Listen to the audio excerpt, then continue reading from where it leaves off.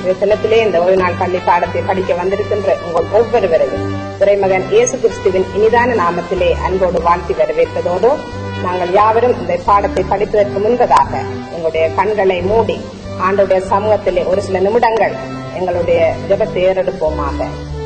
மகா கனம் பொருந்திய தேவரே, இந்த ஓய்வு நாள் பள்ளி பாடத்தை நீங்கள் ஆசீர்வதித்து தர வேண்டுமாக செபிக்கின்றோம். அப்பா, நாங்கள் ஞானத்தில் குறைவுள்ளவர்கள். தேவரே, ஞானத்தில் குறைவுள்ளவன் ஒருவன் என்னிடத்தில் கேட்கின்ற போது அவனுக்கு சம்பூரணமாய் கொடுப்பேன் என்று சொன்னவரே, எங்கள் ஒவ்வொருவருக்கும் இந்த பாடத்தின் மூலமாக எங்கள் பெரிய காரியங்களை கற்றுத்தரவும், அதை எங்களுடைய ஜீவியத்திலே மாத்திரமல்ல எங்களுடைய சமுதாயத்திலும் நாங்கள் அவற்றை கடைபிடிக்கத்தக்கதாக உங்களுடைய பரம காணான் வரை நாங்கள் அதன் பிரகாரம் ஜீவிக்க எங்கள் ஒவ்வொருவரையும் நீங்கள் ஆண்டு வழிநடத்துமாறு இயேசுவின் நாமத்தில் ஜெபிக்கின்றோம் பிதாவே, ஆமென். இன்றைய பாடத்தின் தலைப்பு நோயாளிகளை சீடராக்குதல். மிகவும் அருமையான ஒரு தலைப்பு. இந்த உலகத்திலே இறைவன் வந்த நோக்கமும் இந்த தலைப்பின் அடிப்படையிலே காணப்படுகின்றது. மனிதன் இறைவன் கொடுத்த நிபந்தனைகளை மனிதன் மீறுகின்றான். இதன் விளைவாக அந்த தொடக்கம் இன்று வரையும் மனிதனுடைய பாவங்கள் அதிகமாகிக் கொண்டே பெருகிக் கொண்டு வருகின்றது. இதன் விளைவாகவே மனிதனுக்கு எத்தனையோ விதமான கஷ்டங்களும் துன்பங்களும் நோய்களும் பிணிகளும் அவனை ஏராளம் பிடித்து விட்டன. இதனை நிவர்த்தி செய்வதற்காகவே அன்று தொடக்கம் இன்று வரை எத்தனையோ தீர்க்கதரிசிகளை இந்த உலகத்திற்கு இறைவன் அனுப்பினார். ஆனால் அந்த தீர்க்கதரிசிகளை மனிதர்கள் ஒரு பொருட்டாக நினைக்கவில்லை. இதற்காகவே இறைவன் மனிதனாக இந்த பூலோகத்துக்கு வருகின்றார். அவர் வந்து மனிதனோடு மனிதனாக வாழ்ந்து தான் வந்த அந்த நோக்கத்தை அவர் நிறைவேற்றுகின்றார். அவர் வருவதற்கு முன்பதாகவே ஏசாயா தீர்க்கதரிசி கூடாக அங்கே தீர்க்க தரிசனம் உரைக்கப்படுகின்றது. ஏசாயா 53 அதிகாரம் 4வது வசனத்திலே இவ்விதமாக சொல்லப்படுகின்றது: மெய்யாகவே அவர் நம்முடைய பாடுகளை ஏற்றுக்கொண்டு நம்முடைய துக்கங்களை சுமந்தார். நிச்சயமாகவே இந்த வாக்குத்தத்தம் ஆண்டவராய் இயேசு கிறிஸ்து இந்த உலகத்திலே வந்த போது நிறைவேறுகின்றது.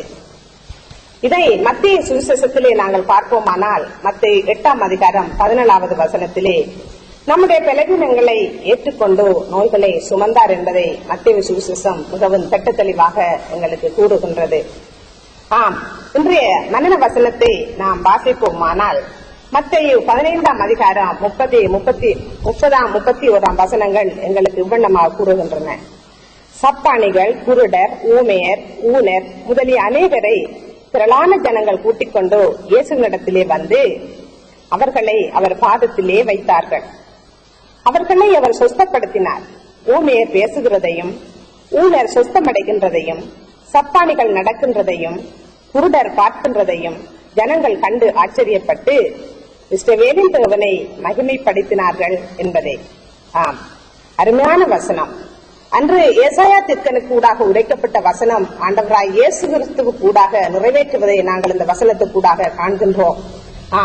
உண்மையாகவே ஆண்டவராய் இயேசு கிறிஸ்து இந்த உலகத்திலே வாழ்ந்தபோது அவர் செய்த பணிகளிலே ஒரு மேலான பணி குணமாக்கும் பணியாகவே காணப்படுகின்றது. நாங்கள் அநேகரை எங்களுடைய வேதத்திலே அவர் தொட்டு சுகப்படுத்தியதை நாங்கள் காணக்கூடியதாக இருக்கின்றது.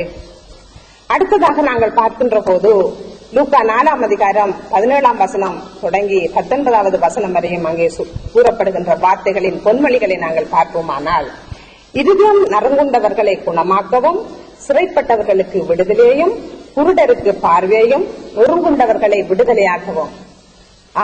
எம்முடைய ஆண்டவர் அங்கே மேற்குறிப்பிடப்பட்டுள்ள அங்கே மேலே கூறப்பட்டுள்ள அந்த வசனத்துக்கு அமைவாக இந்த வசனம்தான் அவருடைய ஜீவியத்திலே நிறைவேறக்கூடியதை எங்களால் திட்ட தெளிவாக காணக்கூடியதாக இருக்கின்றது. அன்பானவர்களே, அவர் இந்த உலகத்திலே வாழ்ந்த போது எத்தனையோ எங்களுடைய மன்னன வசனம் சொன்னது போல குருடர்கள், சப்பானிகள், ஊனர்கள், இன்னும் எத்தனையோ பெரும்பாடுள்ளவர்கள் அவரை தேடி தேடி வந்தார்கள். அவர்கள் ஒருவரையும் புறம்பே தள்ளவில்லை. சீடர்கள் சந்தேகப்பட்டார்கள். குருடரை பார்த்து சொன்னார்கள், உன்னுடைய பாவத்தின் நிமித்தமாகத்தான் உனக்கு இந்த குருடு என்று சொல்லி அவர்கள் நினைத்தார்கள். ஆனால் ஆண்டவராய் இயேசு கிறிஸ்துவோ அவ்வண்ணம் நினைக்கவில்லை. அவர் வந்த நோக்கம் இதுதான். இவ்வண்ணமாக தள்ளப்பட்டு ஒதுக்கப்பட்டு நொறுக்கப்பட்ட இருதயங்களுக்கு அவர் காயங்கட்டவும் விடுதலை கொடுக்கவுமே நம்முடைய தேவன் இந்த உலகத்துக்கு வந்தார்.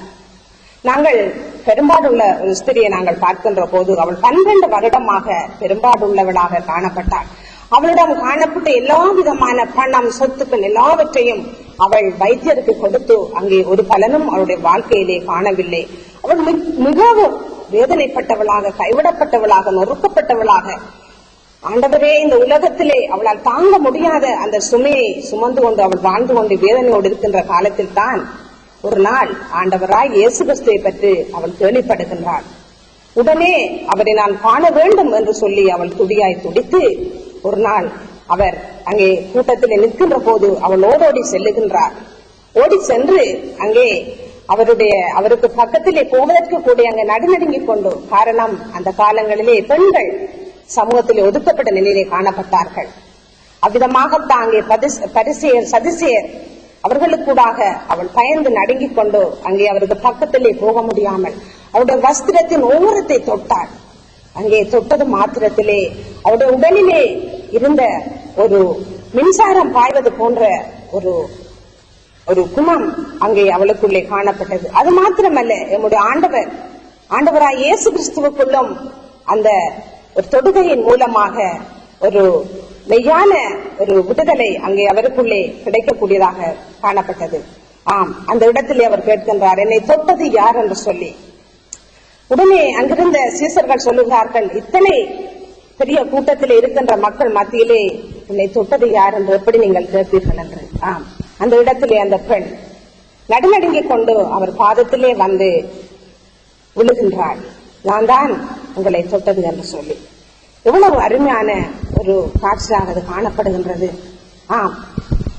அன்று அவள் பெரும்பாலுள்ள ஒரு ஸ்திரியாக, சமூகத்தால் ஒதுக்கப்பட்டவளாக, வேதனையோடு துன்பத்தோடு வைத்தியர்களால் கைவிடப்பட்ட நிலையிலே காணப்பட்ட அந்த பெண்ணுக்கு விடுதலை கொடுத்தது அவர். இன்று உங்களுக்கும் எனக்கும் விடுதலை பெற அவர் வல்லவராக இருக்கின்றார். அது மாத்திரமா, தேவாலயத்திலே பிச்சை கேட்டு, அனுதினமும் தேவாலயத்தில் பிச்சை கேட்டு அங்கே உட்கார்ந்திருந்த ஒரு சப்பானியை குறித்து நாங்கள் வேதத்திலே பார்க்கின்றோம். அங்கே வருகின்றவர் எல்லாரும் அவனுக்கு பிச்சை போடுவார்கள். இவ்விதமாக அவனும் தன்னுடைய வாழ்க்கையிலே வெறுக்கப்பட்ட நிலையிலே, ஒதுக்கப்பட்ட நிலையிலே காணப்பட்டான். ஒரு நாள் ஆண்டவராய் இயேசு கிறிஸ்துவை அவன் காண்கின்றான். அவருடைய சத்தத்தை கேட்டு அங்கே அவன் கூக்குரல் இடுகின்றான். அந்த குரலை கேட்டு சீசர்கள் அதட்டுகின்றார்கள். ஆனால் நம்முடைய ஆண்டவர் அவனுக்கு பக்கத்திலே போகின்றார். ஆண்டவர் தொடுகையின் மூலமாக அன்றைய தினத்திலே அவன் விடுதலை அடைகின்றான். அன்றிலிருந்து அவன் அவருக்கு பின்னாலே தன்னுடைய எல்லா விதமான அந்த பழைய உடைகள், அவன் வைத்திருந்த பிச்சை பாத்திரம் எல்லாவற்றையும் தூக்கி அறிந்து விட்டு அவருக்கு பின்னாலே ஓடோடி செல்லுகின்றான். அன்று அவன் விடுதலை பெறுகின்றான், சீடராகின்றான். எம் ஆண்டவருடைய இந்த அற்புதம் மிகவும் அருமையானது, சொல்ல முடியாது. இன்னும் ஒன்றை நாங்கள் பார்க்கின்றோம் மத்தேயு சுவிசேஷத்திலே. 38 வருடமாக அங்கே கிறிஸ்தா குளத்திலே ஒருவன் படுத்த படுக்கையாக கிடக்கின்றான். 1 வருடம் 2 வருடம் அல்ல, 38 வருடங்கள். இந்த காலத்திலே இப்படிப்பட்ட மனிதர்கள் வாழ்வது குறைவென்றான் நான் நினைக்கின்றேன். காரணம், 38 வருடமாக ஒருவரால் படுத்த படுக்கையிலே நோயாக இருக்க முடியுமா? குடும்பங்கள் ஒதுக்கிவிடும், சமூகங்கள் ஒதுக்கிவிடும். ஆனால் அவனை கொண்டு போய் அந்த தேவதூதன் வந்து அந்த பெதஸ்தா குளத்திலே தண்ணியை கலக்குகின்ற போது அவனால் எழுந்து செல்வதற்கு முடியவில்லை. அவனுக்குள்ளே எத்தனை விதமான ஆதங்கம் இருக்கும், எவ்வளவு ஆசைகள் அவனுக்குள்ளே இருக்கும். ஐயோ எனக்கு முடியாதே, என்னை யார் சுமந்து செல்லுவா, என்னை யார் தூக்கி செல்லுவா என்று அவன் ஏக்கத்தோடு தவித்துக் கொண்டிருப்பான். அன்பானவர்களே, அன்று நம்முடைய ஆண்டவர் சென்றார், அவனை தூக்கினார், அவனுக்கு விடுதலை கொடுத்தார். அன்றோடு அவனுடைய பழைய 38 வாழ்க்கைகளும் மறையப்பட்டு ஒரு புதிய வாழ்க்கை, ஒரு புதிய பாதை, ஒரு புதிய திருப்புமனைக்குள்ளே அவனுடைய ஜீவியம் போகின்றது. அவன் மாத்திரமல்ல, அங்குள்ள அவனுடைய கிராமத்தை சேர்ந்த அவனுடைய குடும்பம், அந்த ஊர் மக்கள் எல்லாரும் ஆச்சரியமாக அதை நோக்குகின்றார்கள். அந்த இடத்திலே தேவன் படுவதை நாங்கள் காணக்கூடியதாக இருக்கிறது. தேவனுடைய நாமம் மகிமைப்படுகின்றது. இவ்வளமாக எவ்வளவோ சொல்லிக் கொண்டு போகலாம். அங்கே பிசாசு பிடித்த ஒருவனை நாங்கள் பார்க்கின்றோம்.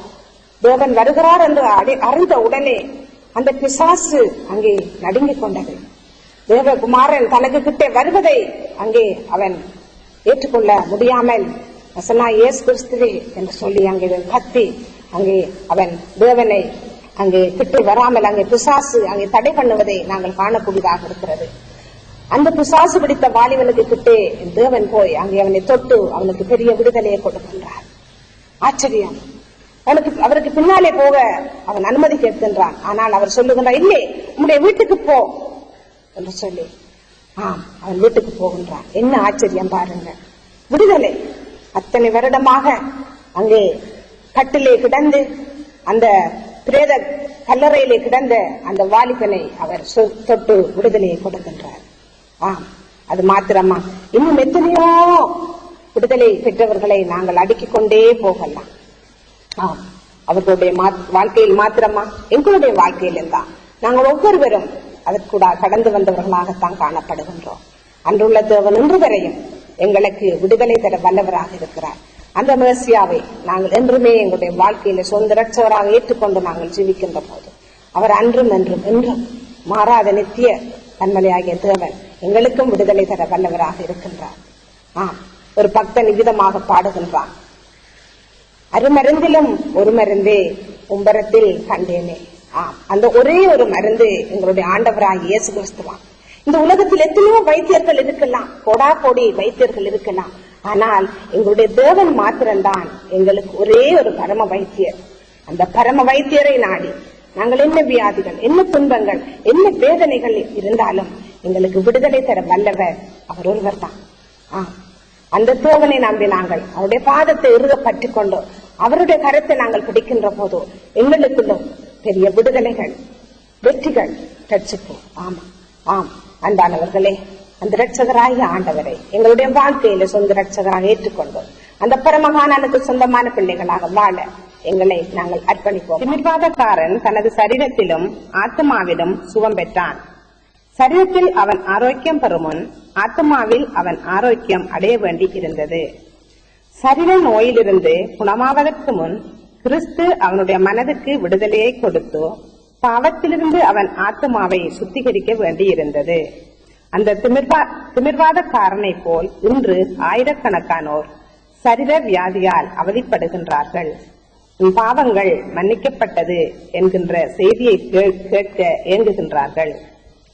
அமைதியும் திருப்தியும் இல்லாத இச்சைகளையும் கொண்ட பாவப்பாரம்தான் அவர்களுடைய வியாதிகளுக்கு அடிப்படை காரணம். ஆத்மாவை குணப்படுத்துபவரிடம் வந்தாலொழிய அவர்கள் விடுதலை அடைய முடியாது. அவர் மாத்திரமே தரக்கூடிய சமாதானமே மனதுக்கு புது தெம்பையும் சரீரத்துக்கு புது ஆரோக்கியத்தையும் கொடுக்கும். சற்று நேரத்துக்கு முன்னர் தான் அந்த திமிர்வாதக்காரனை கட்டிலில் கிடத்தி வீட்டிலிருந்து மெதுவாக சுமந்து சென்றிருந்தார்கள். இப்போது அந்த கட்டிலை அவனே எளிதாக சுமந்து வந்ததை பார்த்து அவனது குடும்பத்தினர் பேரானந்தம் அடைந்தனர். அந்த குடும்பத்தார் மகிழ்ச்சியுடன் தேவனுக்கு ஸ்தோத்திரம் செலுத்தினார்கள். நம்பிக்கை இல்லாமல் இருந்தவனுக்கு நம்பிக்கையும் செலவினமாக இருந்தவனுக்கு பெலனும் கொடுத்த தம் குமாரன் மூலமாக தேவன் மகிமை அடைந்தார்.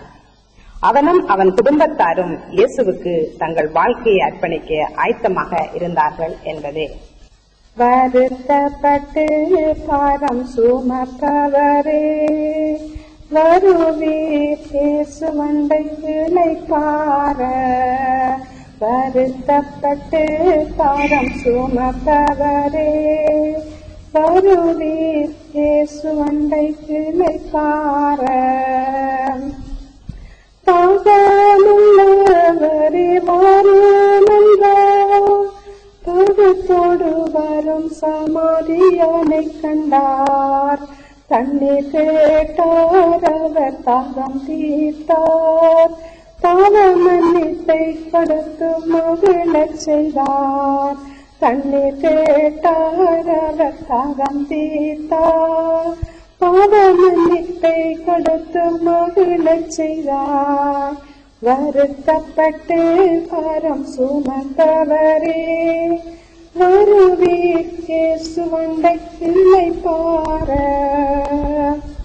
திரும்பாடுள்ள ஒரு ஸ்திரீ இருந்தால், அடுமோ நீங்கள் பலரிடம் சென்றால், நம்பிக்கை இழந்தால் அவன் இயேசுவை கண்டாய், நடுங்கி வஸ்திரம் தொட்டு சுகமடைந்தாய். நம்பிக்கை இழந்தால் அவன் இயேசுவை கண்டாய், நடுங்கி வஸ்திரம் தொட்டு சுகமடைந்தாய். வருத்தப்பட்டு பாரம் சுமப்பவரே, வருவீர் இயேசுவண்டை இளைப்பாற. நாடு நகரங்கள் சுற்றி அலைந்தார், நலிவலி வேறில்லை என பகிர்ந்தார். களைப்படைந்தார் அத்தி மரத்தை கண்டார், கலியேற்றிருப்பதை கண்டு சபித்தார்.